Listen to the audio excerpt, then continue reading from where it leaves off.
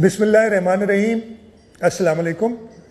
मैं यहाँ chief minister house में आज 22 मार्च को हमारे दोस्तों पाकिस्तान पीपल्स पार्टी के मेंबरान, पाकिस्तान तहरीक इंसाफ, पाकिस्तान मुस्लिम लीग नवाज़, मुत्तहिदा कौमी movement, grand democratic alliance, Jamaat Islami, अवामी नेशनल पार्टी और जमीयत उलमा इस्लाम के दोस्तों के साथ बैठा हूँ।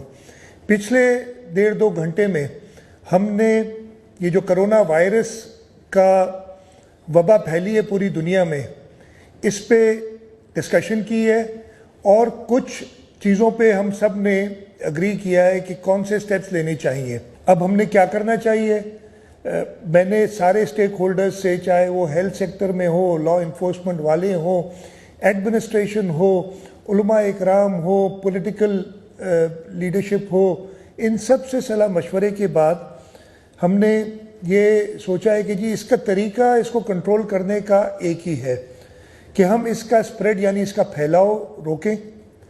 इसके फैलाव रोकने के लिए एक ही तरीका है, इसलिए कि ये वायरस एक शख्स से दूसरे शख्स में बहुत जल्दी ट्रांसफ़र और ट्रांसमिट हो जाता है, तो हम लोगों का मेल जोल कम से कम करें और इसका फैलाव हम सब ने ये इत्तेफाक किया है, फैलेगा तो ये ज़रूर, इसका फैलाव कम करें और इसके साथ साथ जो हमें टाइम मिले उसमें हम अपनी हेल्थ फैसिलिटीज़ को इम्प्रूव करें और ऐसा मौका ना आए कि हमारे पास पेशेंट ज़्यादा हो जाए और हमारी हेल्थ फैसिलिटी सफिशेंट ना हो। इस सिलसिले में ये फ़ैसला हुआ है कि आज रात को 12 बजे से पूरा सूबा सिंध में एक लॉकडाउन होगा। इस लॉकडाउन का मकसद ये है कि सारे दफातर, सारी जो इज्तिमात की जगहें, शॉपिंग सेंटर, स्कूल्स वगैरह तो हम पहले ही बंद कर चुके हैं, ये सब बंद होंगे।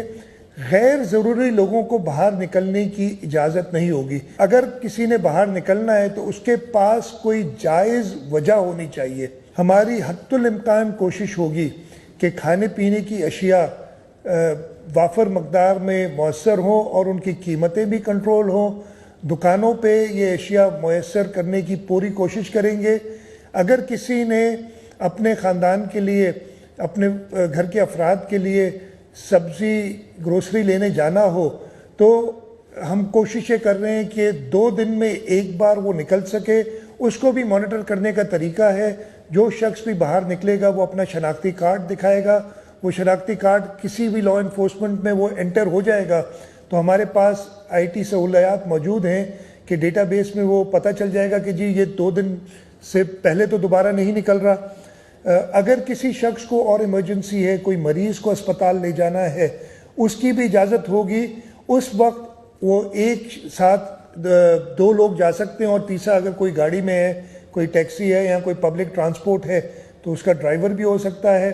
अदरवाइज़ गाड़ियों में हमारी यही तजवीज़ है कि 2 से ज़्यादा लोग ना बैठें। मैं सबसे पहले तो अपने सूबे के लोगों से दरख्वास्त करता हूँ कि हम सब जो इस कमरे में बैठे हैं इस वक्त, सारी पॉलिटिकल पार्टी, सारे स्टेक होल्डर्स नाकाम होंगे अगर आपका साथ हमें नहीं होगा। आज मैंने Karachi K electric, Sui southern gas company, HESCO, SEPCO, Karachi water board, इन सब के लोगों से उनको बुलाया था और इनसे बात की है और इनसे ये एग्रीमेंट कराई है कि नंबर 1, किसी भी रेजिडेंशियल यानी जो रिहायशी इलाके हैं उसमें लोड शेडिंग नहीं होगी।